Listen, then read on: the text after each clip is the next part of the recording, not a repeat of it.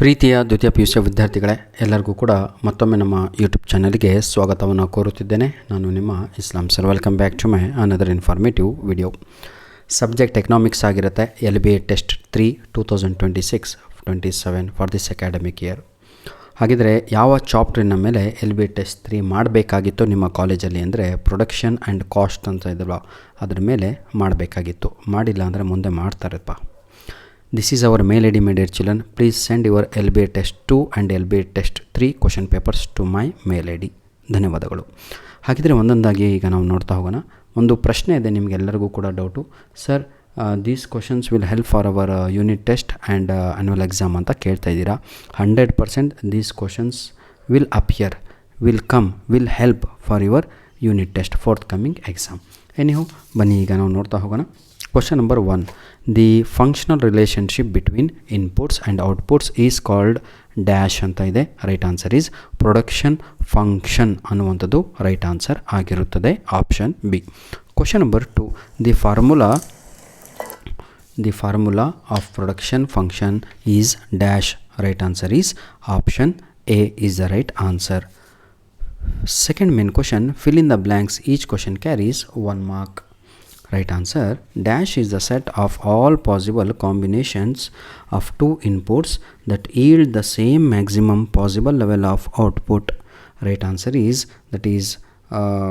isoquant is the right answer. ISOQUENT anta ide alva, that is the right answer. Question number 2. In the long run of inputs or dash ಅಂತ ಇದೆ. Variable is the right answer is what? Variable ಅನ್ನುವಂಥದ್ದು right answer ಆಗಿ ಇರುತ್ತದೆ.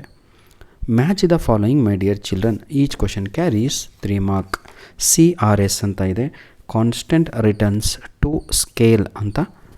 Expand ಅಂತ ಇದು ಕೆಲವೊಮ್ಮೆ ಇದನ್ನೇ ನಿಮಗೆ ತಗೊಂಡೋಗಿ 1 ಮಾರ್ಕಲ್ಲಿ ಕೇಳ್ತಾನೆ. CRS ಅಂತ ಕಾನ್ಸ್ಟೆಂಟ್ ರಿಟರ್ನ್ಸ್ ಟು ಸ್ಕೇಲ್ ಅಂತ.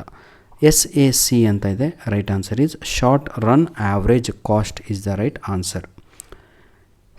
TFC ಪ್ಲಸ್ TVC ಡ್ಯಾಶ್ ಅಂತ ಇದೆ.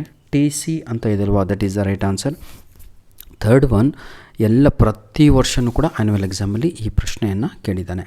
Fourth main question, answer the following questions in a sentences ಅಂತ ಇದೆ. Fourth main question my dear children, give the meaning of production ಅಂತ ಇದೆ. Give the meaning of production ಅಂತ ಅದಕ್ಕೆ ಆನ್ಸರನ್ನು ನಾವು ಕೇಳೋದಾದರೆ, production is a process by which inputs are transformed into output. ಇದನ್ನು ನಾವು ಪ್ರೊಡಕ್ಷನ್ ಅಂತ ಕರಿತೀವಿ. ಐ ರಿಪೀಟ್, ನೋಡಿ, ಪ್ರೊಡಕ್ಷನ್ ಅನ್ನುವಂಥದ್ದು ಒಂದು process by which input R transformed into outputs ಅಂತ. ವಾಟ್ ಈಸ್ ಪ್ರೊಡಕ್ಷನ್ ಕಾಸ್ಟ್ ಅಂತ ಒಂದು ಕ್ವಶನ್ ಕೇಳಿದ್ದಾರೆ. ನೋಡೋಣ. ಕ್ವಶನ್ ನಂಬರ್ 2 ನೋಡೋಣ ಈಗ. What is production cost? The expenditure made by the firm to acquired the inputs is called ಏನಾಗುತ್ತೆ? Production cost ಅಂತ ನಾವು ಹೇಳ್ತೇವೆ. Clear all of you? Very good. ಧನ್ಯವಾದಗಳು ವಿದ್ಯಾರ್ಥಿಗಳೇ.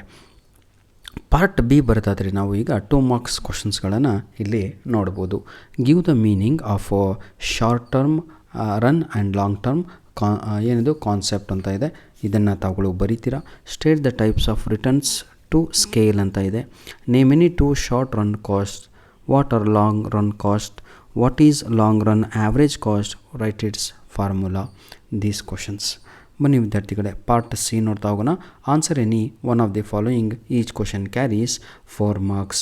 ಇಲ್ಲಿ 2 ಪ್ರಶ್ನೆಗಳನ್ನು ನೀಡಿದ್ದಾರೆ. ಎರಡರಲ್ಲಿ ಯಾವುದಾದ್ರೂ ಒಂದಕ್ಕೆ ತಾವುಗಳು ಉತ್ತರವನ್ನು ಬರೀಬೇಕು. Explain isoquant with the help of the diagram ಅಂತ ಇದೆ. ಐಸೋಕ್ವೆಂಟ್ ಎಲ್ಲಿ ಬಂದಿತ್ತು ಹೇಳಿ ನೋಡೋಣ. ಡ್ಯಾಶಸಲ್ಲಿ ಕ್ವಶನ್ ನಂಬರ್ 1 ಆಗಿತ್ತು dash.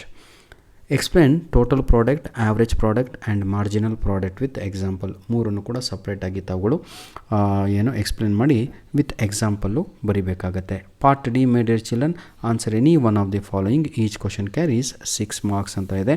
Explain the shapes of total product, average product, marginal product curves. ಹೌದಲ್ವಾ? ಎಕ್ಸ್ಪ್ಲೇನ್ ದಿ ಶೇಪ್ಸ್ ಇಲ್ಲಿ ಕೇಳಿರೋದು, ಆಯಿತಾ?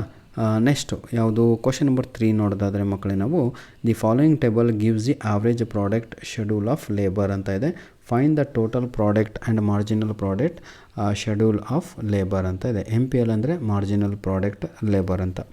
ಇಲ್ಲಿ ಎಲ್ಲೂ ಕೊಟ್ಟಿದ್ದಾರೆ, APL ಇದು ಕೂಡ ಕೊಡಲಾಗಿದೆ. APL ಅಂತ ಹೇಳಿದರೆ ಆವ್ರೇಜ್ ಪ್ರಾಡಕ್ಟ್ ಶೆಡ್ಯೂಲ್ ಅಂತ. ಆಯಿತಾ ಮಕ್ಕಳೇ? ನೋಡಿ, ಪಾರ್ಟ್ ಈಗ ಹೋಗೋಣ. ಈಗ ನಾವು ಅಸೈನ್ಮೆಂಟ್ ಆ್ಯಂಡ್ ಪ್ರಾಜೆಕ್ಟ್ ಓರಿಯೆಂಟೆಡ್ ಅಂತ ಇದೆ. Find the missing product in the following table ಅಂತ, ಆಯಿತಾ. ಇದು ಕೂಡ ಭಾಳ ಈಸಿ, ನಿಮ್ಮ ಟೆಕ್ಸ್ಟ್ ಬುಕ್ಕಲ್ಲಿರುತ್ತೆ. ನೋಡಿ ವಿದ್ಯಾರ್ಥಿಗಳೇ, God bless you all the best. ಏನೇ ಹೆಲ್ಪ್ ಬೇಕು ಅಂತ ತಾವುಗಳು ಕಮೆಂಟ್ ಮಾಡಿ. ಈ ವಿಡಿಯೋದ ಡಿಸ್ಕ್ರಿಪ್ಷನ್ ಬಾಕ್ಸಿನ ಕೆಳಗಡೆ ನಿಮ್ಮ ಯೂನಿಟ್ ಟೆಸ್ಟ್ 1 ಏನು ಆಗಸ್ಟ್ 3ರಿಂದ ನಡೆಯುತ್ತಲ್ವ, ಅದಕ್ಕೆ ಇಂಪಾರ್ಟೆಂಟ್ ಕ್ವಶನ್ಸ್ಗಳು, ಆಯಿತಾ. ಯೂನಿಟ್ ಟೆಸ್ಟ್ 1 ಓಲ್ಡ್ ಕ್ವಶನ್ ಪೇಪರ್ಸ್ಗಳು ಏನಂತೀರ ತಗೊಳ್ಳೋ, ಎಕನಾಮಿಕ್ಸು ಇದೇ ವಿಡಿಯೋದ ಡಿಸ್ಕ್ರಿಪ್ಷನ್ ಬಾಕ್ಸಿನ ಕೆಳಗಡೆ ಕನ್ನಡ ಮೀಡಿಯಮ್ ಆಗಿರ್ಬೋದು, ಇಂಗ್ಲೀಷ್ ಮೀಡಿಯಮ್ ಆಗಿರ್ಬೋದು, ನಿಮಗೆ ಲಿಂಕ್ಸ್ಗಳನ್ನು ನೀಡಿರ್ತೇನೆ, ಉಪಯೋಗಿಸ್ಕೊಳ್ಳಿ. ಧನ್ಯವಾದಗಳು. All the best. God bless you all.